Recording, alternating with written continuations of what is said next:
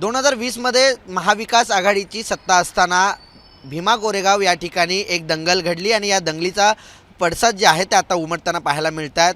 तत्कालीन मुख्यमंत्री उद्धव ठाकरे यांना चौकशी आयोगाची नोटीस बजावण्यात आलेली आहे आणि कारणे दाखवा ही नोटीस आहे.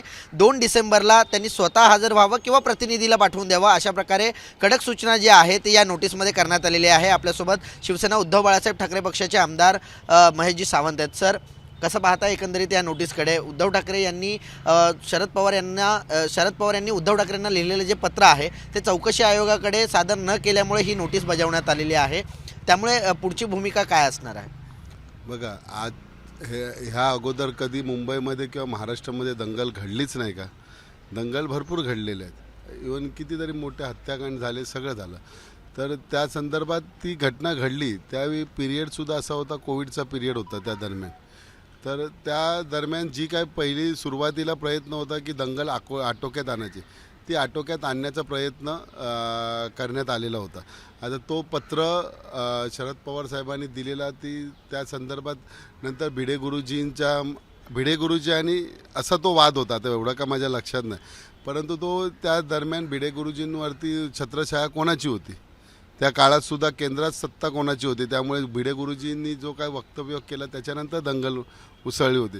त्यानंतर भिडे गुरुजींना समजसुद्धा देण्यात आलेली होती, परंतु तो प्रकरण तेव्हा थंडावलेला. आता का करतात, त्या मुंबई महानगरपालिका इलेक्शन आल्यामुळे दबावतंत्र त्यांचा चालू झाला असेल तरी हरकत नाही. त्याच्यासाठी उद्धव साहेबांच्या पाठीमागे महाराष्ट्रातली संपूर्ण शिवसेना असतील किंवा इतर संपूर्ण संघटित पक्ष सगळ्यांना सहानुभूती आहे आणि त्यांच्या विरोधात काही एखादा डिसिजन घेताना सरकारला सुद्धा विचार करावा लागेल. सर, 2020चं हे प्रकरण आहे, मात्र आता 2025 संपत आलेला आहे आणि आता ही नोटीस चौकशी आयोग देणं किंवा निवडणुका तोंडावर आहेत, स्थानिक स्वराज्य संस्था आहेत, जिल्हा परिषद आहेत, या सगळ्या निवडणुकींच्या पार्श्वभूमीवर कुठेतरी उद्धव ठाकरेंचं खच्चीकरण करण्याचा प्रयत्न सत्ताधारी करतायत असं वाटतंय?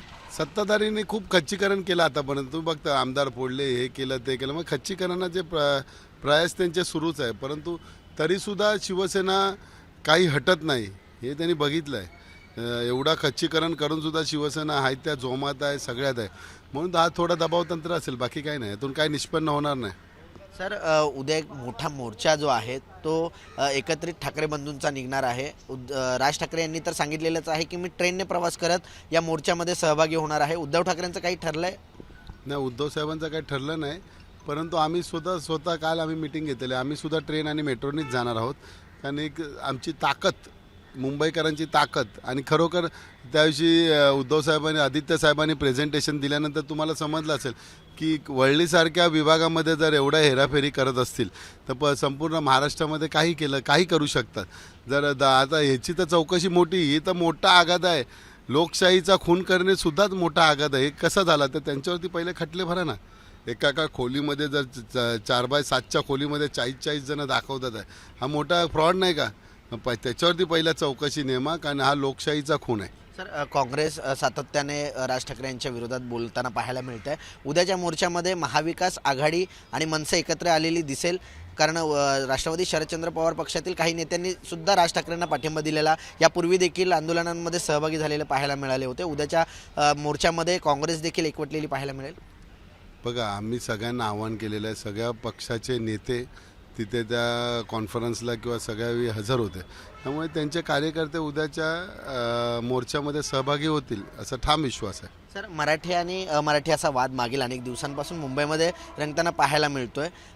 जय महाराष्ट्राच्या एका एन्काउंटर विथ वृषाली कदम या कार्यक्रमामध्ये संजय निरुपम आले होते आणि संजय निरुपम असं म्हणतायत की मराठी जी संख्या आहे ही अल्पसंख्या आहे या मुंबईमध्ये.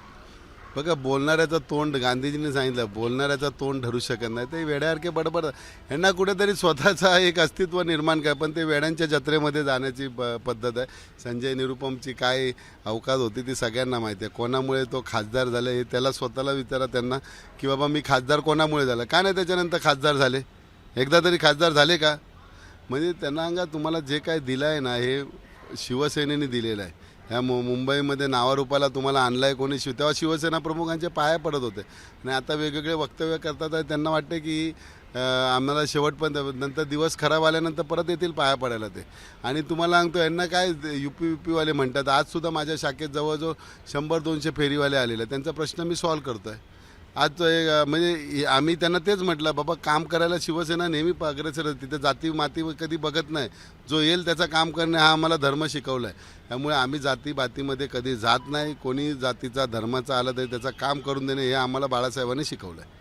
नक्कीच आम्ही सर्व जातीपाती न मानणारे आहोत, आम्हाला बाळासाहेबांनी शिकवलेलं आहे. अशा प्रकारची प्रतिक्रिया जी आहे ती आमदार महेश सावंत यांनी दिलेली आहे. व्हिडिओ जर्नलिस्ट राजेश धोत्रेसह कुणाल भोईटे, जय महाराष्ट्र न्यूज, दादर, मुंबई.